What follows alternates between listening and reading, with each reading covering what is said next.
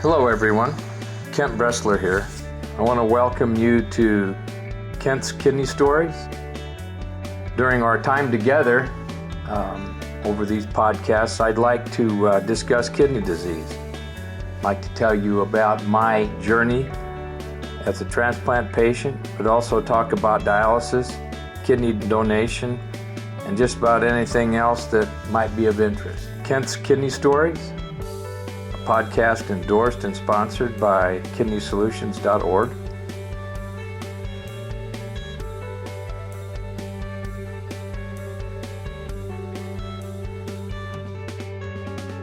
Morning, everybody. This is Kent.Bressler, and I'm going to do some podcasting today. I've been out for a while, and it's good to be back. And Jason, it's good to see you too.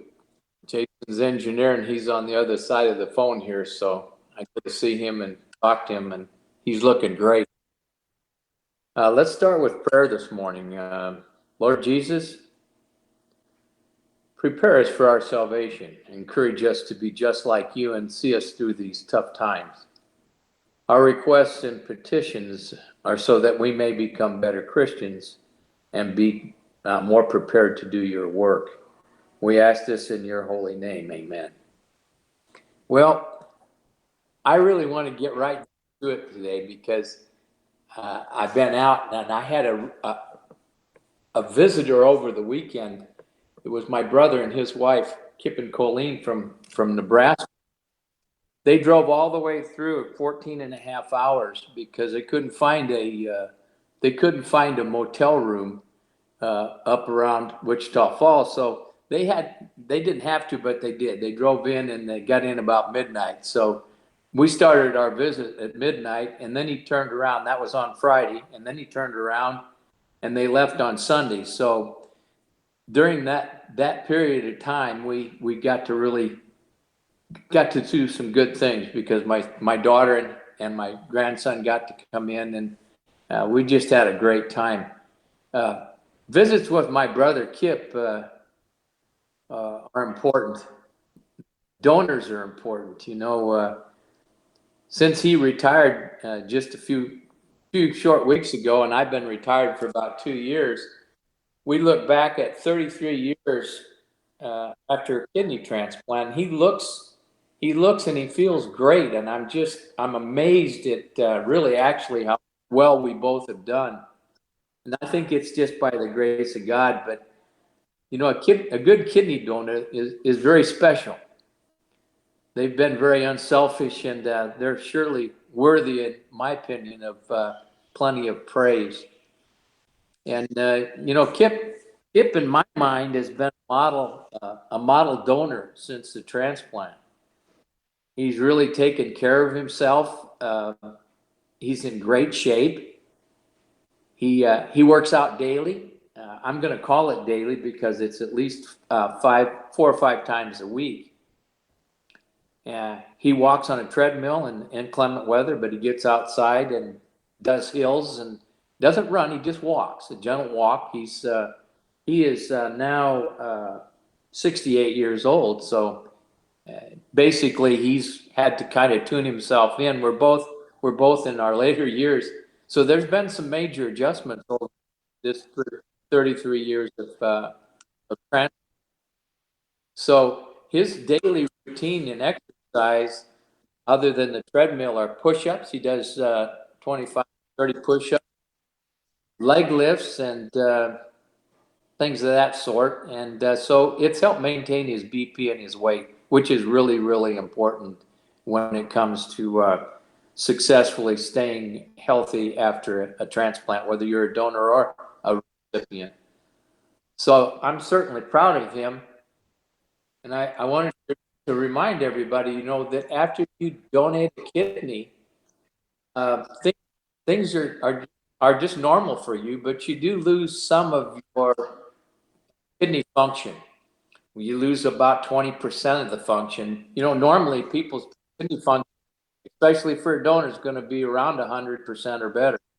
And if that percentage, after you transplant, if you lose 20%, you're still well within a normal range. So you shouldn't really be concerned about donating if you want to.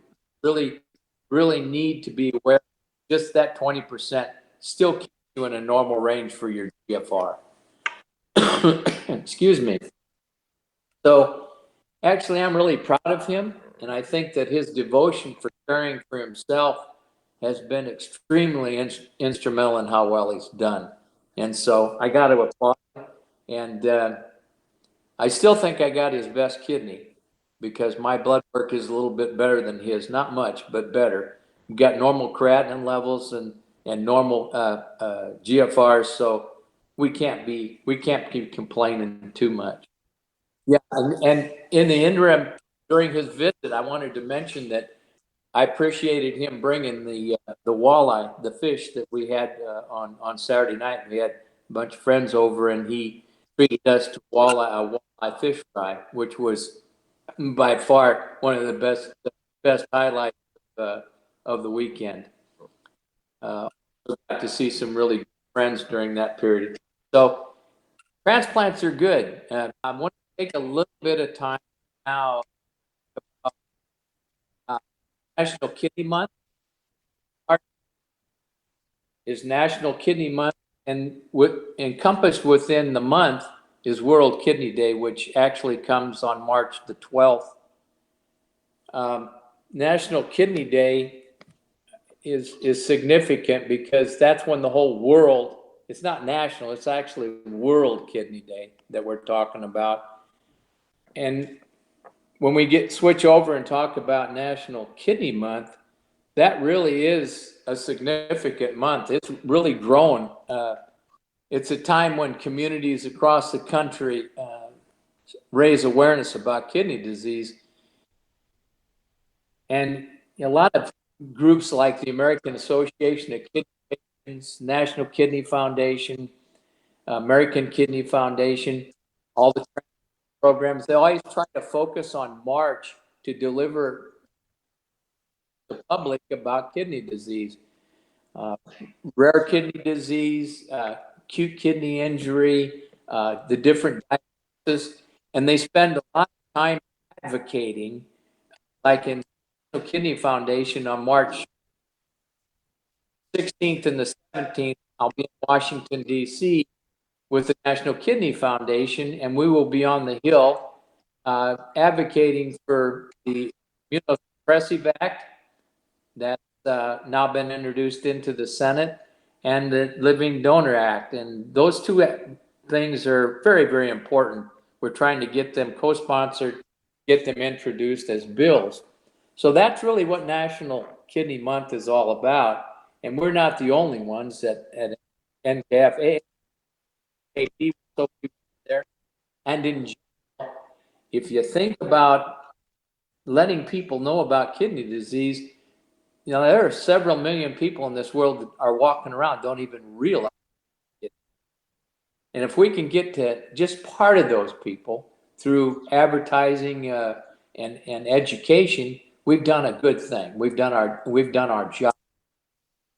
And this month, one of the National Heart, Lung, and Blood Institute, which is a major research consortium for the federal government, links up one of their causes during this month, and what they're focusing on in their education for the month is high blood pressure. As you well know, that your kidneys control your blood pressure. It's good news to know that you can protect your kidneys just by managing your blood pressure. And there's several things that you can do, but a lot of them are lifestyle changes and lifestyle habits that you need to get into, whether you have high blood pressure or not. But if you do have high blood pressure, there's 6 things that I want to remind you about to help you manage your blood pressure. The first one's taking medications as prescribed. You know, your blood pressure is controlled by medication the doctor puts you on. And those lowering medications, blood pressure lowering medications, are only effective if you're taking med. So if you just take it when you think, you got to take it every day, right? Try to be taken twice a day, you take it twice a day. You don't deviate and you don't miss, because it will affect your blood. And if your blood pressure goes up, you have a chance that you could have a stroke or a heart attack and or damage your kidneys. So it makes sense to do what the doctor says and follow his prescription. Do take the pills as they're recommended. Okay, second thing is to aim for a healthy weight. If you're overweight or you're obese, even a small amount of weight, 10, 15 pounds, going to, if you take your blood pressure after you've lost that weight, it's going to show great improvement. And that may even so if you can lose the weight down to your body mass index weight. If you can get it down to that level, your blood pressure is going to come along. You may not even have to take blood pressure medicine. But chances are, if you've been prescribed medicines and you take it, you're going to be in good shape. If you don't, and you don't control your weight, you're just going to have blood pressure and it's going to kidneys. Okay, the third thing is to select healthier food and beverage options. You know, you want to focus on fruits and vegetables, lean meats, whole grains, and other healthy, heart-healthy foods. I'm going to leave the debate wide open to the vegan thought. If you want to be a vegetarian, knock yourself out. I'm not going to advocate for it or against it. I believe that moderation has always been something that I've focused on.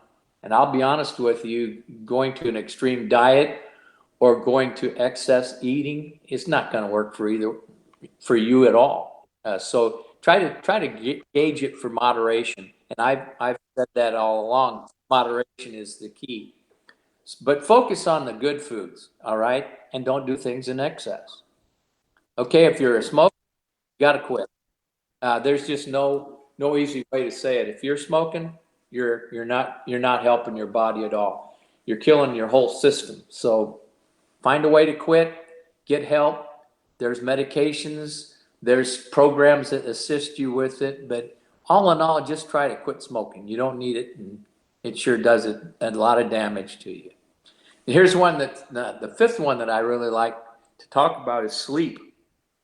You want to aim for 7 to 8 hours. If I ever get 7 to 8 hours, I'm going to just be shocked because I've never been able to sleep 7 or 8 hours.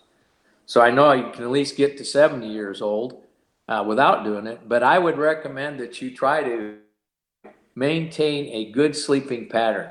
1 or 2 hours a day and then getting up and doing then another couple hours.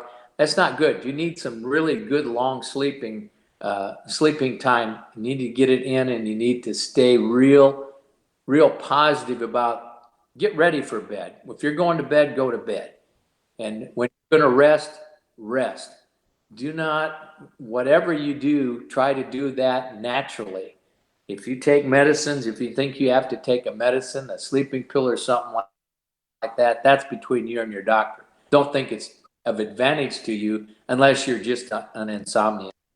If you have sleep apnea, you need to have that treated. You know, snoring is not something that you should be happy about because it disrupts your patterns. And they have such nice machines now that help you out if you have sleep apnea. So get that checked out.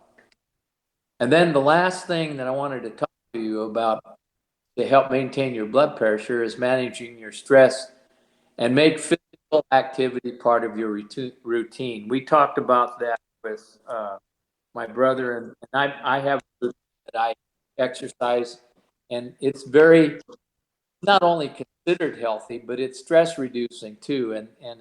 If you can at least do 30 minutes or more of physical activity each day, it doesn't have to be, mammoth weightlifting, excessive running. It just means to get your heart rate up, get it up to where you can stress your heart a little bit and get some really good exercise. I say if you can't break a sweat, you haven't exercised. So that's the most important part of the routine. But you got to do it as much as you can, at least 5 days. So though, take your medicines, get your weight under control, select a healthy foods and beverage options. Don't smoke. get enough sleep, and manage your stress with physical activity. And I think those things will help you. Excuse me, I'm going to cough. I think those activities will help you maintain a sound blood pressure. If you're maintaining a really good sound blood pressure, you're minimizing your chance of stroke and heart disease, but you're also minimizing or eliminating any processes that your kidneys. Blood pressure is high blood pressure is a killer. So we want to maintain it. There's several indications or different types of blood pressure control. You don't always have to take pills, but whatever you're done, put you on it, stay on. Okay, I think I've talked enough for today, and I want to tell you that at Kidney Solutions, we've been working really hard to assist patients in getting some kidney donors. We maintain a pretty healthy schedule. If you want to go to kidneysolutions.org, you can see all the folks that we're wanting to help find a donor, get a kidney donor. There's a bunch of them on there, so on there, take a look. And in the interim, I would just like to say, keep breathing. Till the next time.